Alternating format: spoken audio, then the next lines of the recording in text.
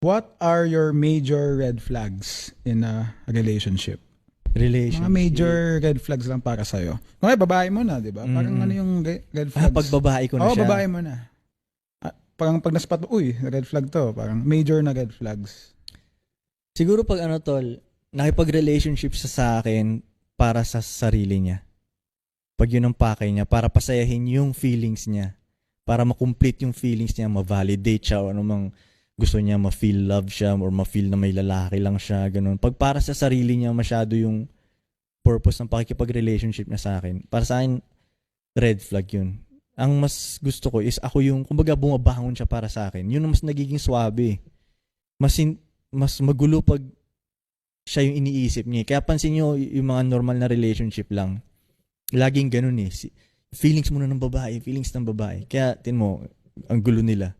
Pero pag yung relationship is yung babae, nakafocus siya dun sa lalaki, kung masaya ba yung lalaki, ganun. Swabe lang yung relationship talaga. Swabing-swabe lang. So, yun ang para sa akin red flag.